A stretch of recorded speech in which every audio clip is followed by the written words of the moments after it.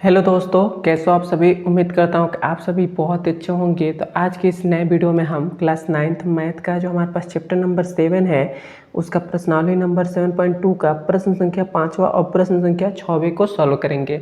देखिए, प्रश्न संख्या हमसे चौथा क्या कह रहा है और जो प्रश्न संख्या चौथा है यह आपके एग्जाम में कितनी बार पूछ लिया गया है, इसलिए ये जो प्रश्न है चौथा और पांचवा आपके एग्जाम के लिए इम्पोर्टेंट है और इसे बहुत ही ध्यान से समझिएगा। और मैं इस प्रकार मतलब इसको समझाऊंगा जिससे हर एक स्टेप आपके दिमाग में फिट हो जाए और आप ये सवाल कभी भी ना भूलें। और वीडियो को अंत तक देखिएगा, तभी ये दोनों सवाल आपको समझ में आएंगे।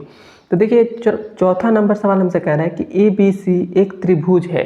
देखिए यहाँ पर कह रहा है कि ए बी और सी जो है यह क्या है, एक त्रिभुज है जिसमें ए सी और ए बी पर खींचे गए शीर्ष लंब बी ई और सी एफ बराबर हैं। तो दर्शाइए कि पहला नंबर में हमें दे दिया है त्रिभुज ए बी ई सर्वांगसम त्रिभुज ए सी एफ है। मतलब हमें इसमें क्वेश्चन में क्या कह रहा है इसको पहले हम समझते हैं। तो कह रहा है कि इसमें एक जो हमारे पास ए बी और सी है यह क्या है, एक त्रिभुज है। और उसके बाद कह रहा है कि जिसमें हमारे पास जो ए सी जो है ए सी है और जो हमारे पास ए बी जो है इससे खींचे गए एक शीर्ष लंब। और वह शीर्ष लंब कौन कौन से है, तो पहला जो हमारे पास है वह है हमारे पास है बी ई है और जो दूसरा है वह सी एफ है। और हमें क्या दर्शाना क्या है, हमें दर्शाना है कि त्रिभुज ए बी ई सर्वांगसम है त्रिभुज ए सी एफ के।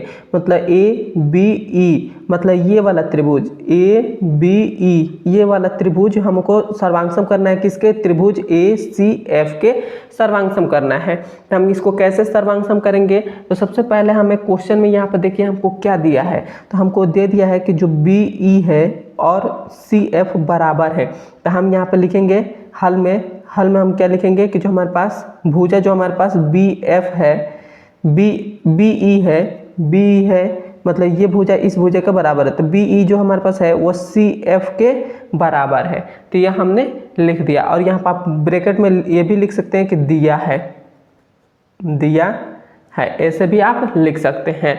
और हमारे पास अब हमको क्या दे दिया है, अब यहाँ पर आप देखेंगे तो हमारे पास ये दोनों त्रिभुज में हमको त्रिभुज ए बी एफ और ए सी एफ इन दोनों त्रिभुज को हमें सर्वांगसम करना है। तो इन दोनों त्रिभुज में आप देखेंगे ध्यान से समझेंगे तो यहाँ पर ए जो हमारे पास कोण है ए कोण ये दोनों में आ रहा है, त्रिभुज ए बी एफ में भी आ रहा है और ए सी और एफ में भी आ रहा है, ई में और एफ में दोनों में आ रहा है। तो हमारे पास कोण जो ए होगा वो क्या हो जाएगा, उभयनिष्ठ होगा। तो यहाँ पर लिख देंगे कोण ए बराबर कोण ए और ये हमारे पास क्या है, तो उभयनिष्ठ है। तो यहाँ पर लिख दीजिएगा कि उभयनिष्ठ है। क्लियर है यहाँ तक, उभयनिष्ठ है ये आप लिख दीजिएगा। अब यहाँ पर आप क्या करिएगा, अब यहाँ पर आप ध्यान से समझेंगे तो हमारे पास ये इसमें क्वेश्चन में क्या है कि जो शीर्ष लंब है मतलब ये जो हमारे पास कोण ई है, कोण ई और कोण एफ है ये हमारे पास शीर्ष लंब मतलब 90 डिग्री है। तो यहाँ पर हम कह सकते हैं कि कोण जो हमारे पास ई है वो बराबर किसके है, कोण एफ के। और वो भी कैसे, तो ये हमारे पास कितना डिग्री है, 90 डिग्री है। और ये हमें मालूम है। क्लियर हो गया। अब यहाँ पर आप ध्यान से समझेंगे तो हमारे पास कौन क्या क्या हमको बराबर दिख रहा है। तो एक तो हमारे पास ये भुजा जो है इस भुजा के बराबर है, ये कोण इस कोण के बराबर है और एक हमारे पास उभयनिष्ठ कोण है। तो जब देखिए जब हमारे पास यहाँ पर तो दो कोण बराबर दिखाई दे रहे हैं, एक तो ये कोण दिखाई दे रहा है बराबर और एक ये कोण बराबर दिखाई दे रहा है। तो दो हमारे पास कोण बराबर दिखाई दे रहे हैं और एक हमारे पास क्या दिखाई दे रहा है, तो एक हमारे पास ये भुजा दिखाई दे रहा है। तो भुजा को हम क्या कहते हैं, साइड कहते हैं। तो हमारे पास दो कोण बराबर दिखाई दे रहे हैं, एक भुजा दिखाई दे रहा है, तो हम उसको कह सकते हैं कि एंगल साइड एंगल नियम से एंगल साइड एंगल नियम से हम कह सकते हैं कि जो हमारे पास त्रिभुज ए बी ई है वह सर्वांगसम है किसके, त्रिभुज ए सी और एफ के सर्वांगसम है। और यही हमारा आंसर हो जाएगा। यही हमें क्वेश्चन में कहा था सिद्ध करने के लिए और यही हमने सिद्ध कर दिया। बहुत ही आसान सवाल है, केवल आपको ध्यान से समझना है। इसमें आधा से अधिक क्वेश्चन सॉल्व करके ये प्रश्न हमको दिया रहता है हमेशा। तो देखिए हमारे पास ये तो हमारे पास पहला हो गया, हमारे पास सर्वांग सम हमने सिद्ध कर दिया। अब देखिए अब हमारे पास ये त्रिभुज, इस त्रिभुज के हमारे पास क्या है, सर्वांग सम है। तो इसकी जो हमारे पास ये भुजा, तीनों भुजाएं हो जो होंगी वो बराबर होंगी। तो हमारे पास जो इसमें दूसरा नंबर में क्या है कि ए बी जो है वो बराबर है ए सी के। तो मतलब ये भुजा जो है वो बराबर है ए सी के। तो जब ये हमारे पास ये त्रिभुज इस त्रिभुज के सर्वांग सम है तो हम कह सकते हैं कि हमारे पास जो हमारे पास भुजा ए बी जो भुजा है वो बराबर हो जाएंगी ए सी भुजा के बराबर हो जाएंगे। और ये हमारे पास त्रिभुज क्या हो जाएंगे, त्रिभुज जो ए बी और सी है यह एक क्या हो जाएंगे, एक समद्विबाहु त्रिभुज हो जाएंगे। तो यहाँ पर लिख दीजिएगा एक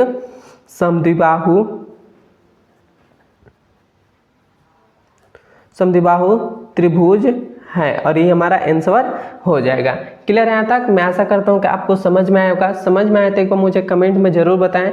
अब हम मिलते हैं, अब हम चलते हैं इसके 5वें नंबर सवाल पर। ये देखिए ये हमारे पास 5वां नंबर सवाल है। यह हमसे क्या कह रहा है, कह रहा है कि ए बी सी और डी बी सी समान आधार बी सी पर स्थित दो समद्विबाहु त्रिभुज हैं। दर्शाइए कि कोण ए बी डी बराबर है कोण ए सी डी है। मतलब हमें इसमें क्या करना है, हमें इसमें क्वेश्चन में बस हमको यही करना है कि कह रहे हैं कि कोण ए बी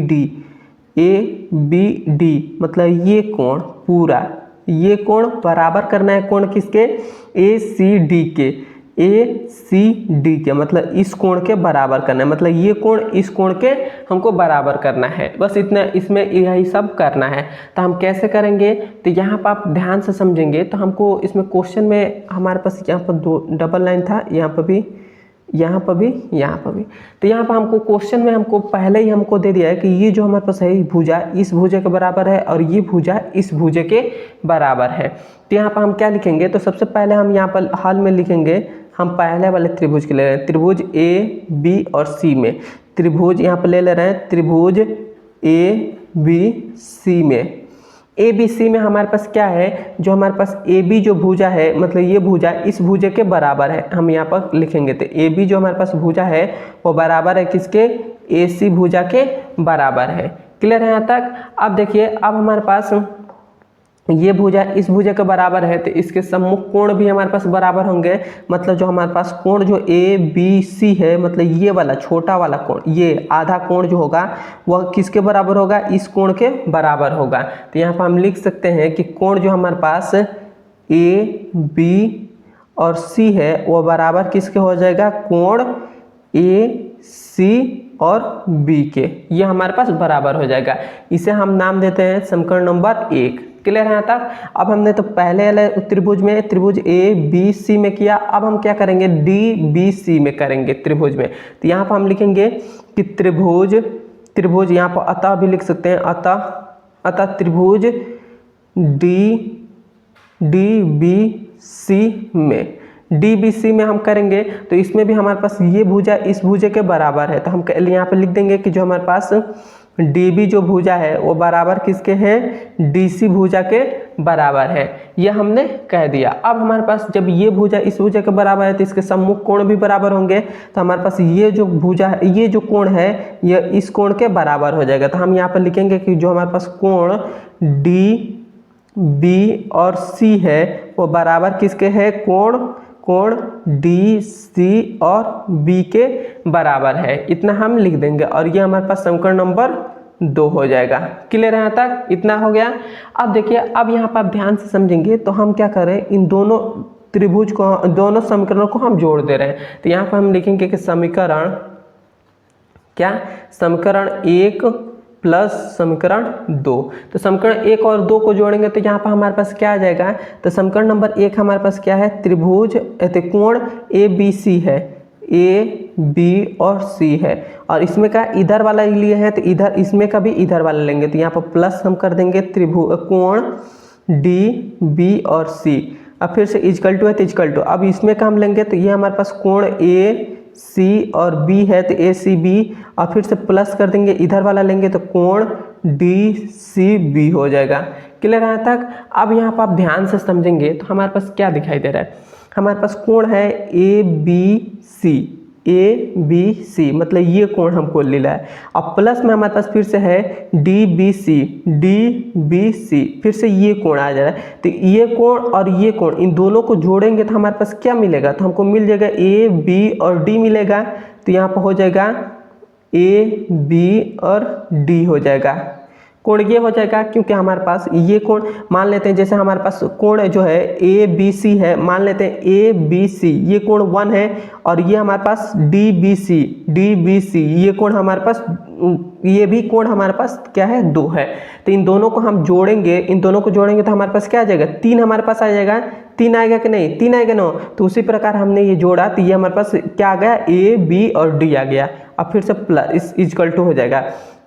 उसके बाद हमारे पास क्या दिया है, ए सी बी है, तो ए सी बी है तो ये कोण, और उसका प्लस में क्या है डी सी बी है, डी सी बी, फिर से ये कोण है। तो इन दोनों कोणों को जोड़ेंगे तो हमारे पास क्या आ जाएगा, ए सी डी आ जाएगा। तो यहाँ पर आ जाएगा कोण ए सी और डी आ जाएगा। और यही देखिए हमको यही सिद्ध करने के लिए कहा था, और ये हमारा सिद्ध हो गया, और ये हमारा आंसर हो जाएगा। देखिए क्वेश्चन में हमको यही सिद्ध करने के लिए कहा था, और ये हमारे पास सिद्ध हो गया। मैं आशा करता हूँ कि आपको समझ में आया होगा सवाल समझ में आया तो एक बार मुझे कमेंट में ज़रूर बताएं। और मेरे चैनल पर नए तो मेरे चैनल को सब्सक्राइब कर दीजिएगा, और अपने दोस्तों के पास ज़रूर शेयर करिएगा, और मेरे चैनल को ज़रूर सपोर्ट करिए कि मेरा चैनल भी ग्रो हो जाए। अब हम मिलते हैं इसके अगले नंबर वीडियो में। धन्यवाद।